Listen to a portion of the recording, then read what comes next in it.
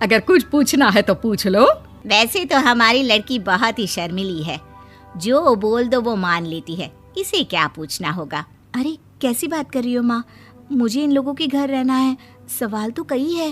हाँ हाँ बेटा, पूछ लो ना, क्या पूछना है। आप लोगों के घर कपड़े कौन धोता है? सास का मुंह बन जाता है। देखो, अगर तुम ये कहना चाहती हो कि तुम्हें कपड़े धोने नहीं आते तो सुन लो, कपड़े मैं ही धोती हूँ, लेकिन तुम्हारे आ जाने के बाद मैं रुमाल तक नहीं धोऊंगी। अरे चुप रहना भाग्यवान, बहू बेचारी घर आई नहीं, उसे डराना शुरू कर दिया। वो क्या है ना बिटिया, अभी तक तो ये कल्लू की माँ ही धोती थी, लेकिन अब तुम्हारे पापा तो दहेज में वॉशिंग मशीन देंगे ही। तभी विभा की माँ बोल पड़ती है, सवाल भी पूछा तो क्या। वैसे भाई साहब, मशीन की तो फिर भी कपड़े धोने की कैपेसिटी होती है। मतलब जो बिटिया दे रहे हैं ना विभा, इसे कपड़े धोने का बहुत शौक है। ये आप लोगों के क्या, आस पड़ोस गांव मोहल्ले सबके कपड़े धो दे और उफ तक ना करे। बाहर देखा नहीं आपने कितने कपड़े सूख रहे हैं, सब हमारी बिटिया ने ही तो धोए हैं। बस भी करो ना माँ, शर्म आ रही इतनी तारीफ सुनकर। और तो और एक दाग निकाल कर दिखाओ तो मान जाओ। हाँ अच्छा, माफ करना बेटा, मैंने गलत समझा, हमें तो रिश्ता बहुत पसंद है। और ऐसे जुड़ जाता है रिश्ता कपड़े धोने का शौक रखने वाली विभा का। उसकी शादी हो जाती है कोयला फैक्ट्री में काम करने वाले कल्लू के साथ। शादी के बाद अचानक विभा चिल्लाती हुई सास के पास आती है। सासू माँ, अरे सासू माँ कहाँ है आप? ये तो धोखा है, धोखा दिया आप लोगों ने मुझे। इसे ससुर के चक्कर के बारे में पता चल गया। अरे तो उसमें तुझे क्यों धोखा मिला है? अरे नल में पानी नहीं आता, कपड़े कैसे कब धुलेंगे? अच्छा, तू पानी नहीं आ रहा उसकी बात कर रही है। तो आपने क्या सोचा? कुछ नहीं। अच्छा, तेरी माँ ने कहा था कि कपड़े धोने का शौक है तुझे, याद आया मुझे।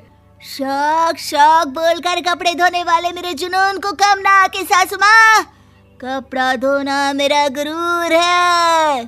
तभी पति भी वहाँ आ जाता है। अभी मैंने इसे सनी देओल की फिल्म दिखाई है, उसी के डायलॉग मार रही है माँ। अच्छा सुन, साफ साफ बता रही हूँ, पानी सुबह 4 से 6 और शाम को 10 से 12 आता है, समझी? विभा टाइमिंग सुनकर हैरान हो जाती है। ये क्या भूतों का मोहल्ला है? सुबह 4 बजे उठकर कौन कपड़े धोता है? 4 बजे टंकी में पानी जाता है, फिर सारा दिन धोना ना, किसने मना किया? अरे कैसी बात कर रही हैं? 200 लीटर की टंकी में कितने कपड़े धो लूंगी मैं? सुबह ही उठ जाऊंगी मैं। अब क्या था, विभा सुबह 4 से लेकर रात के 12 बजे तक कपड़े ही धोती रहती। एक रोज सास पड़ोस से निकलकर कहीं जा रही होती है कि साथ वाली कहती है, हाँ कल्लू की माँ, जरा ये बताओ कि 2 साड़ी है, 2 ब्लाउज और एक पेटीकोट और एक नाड़े वाला लंबा कच्छा। हाँ तो? अरे तो क्या, कितना लोगी धुलाई ये बताओ। धोबन दिख रहे हैं हम क्या?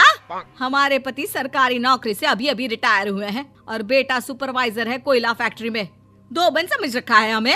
हाय रे कल्लू की अम्मा, माफ कर दो, वो तो मोहल्ले में यही सब बता रहे थे कि तुमने बहू को कपड़ा धुलवाने के काम में लगा दिया है। सास को पड़ोसन की बात सुनकर गुस्सा आ जाता है। वो घर पहुंचती है जहां घर के बाहर ही इतने सारे कपड़े सूख रहे होते हैं जितने कि किसी धोबन के घर पर। अरे ओ कल्लू की दुल्हन, बाहर निकल।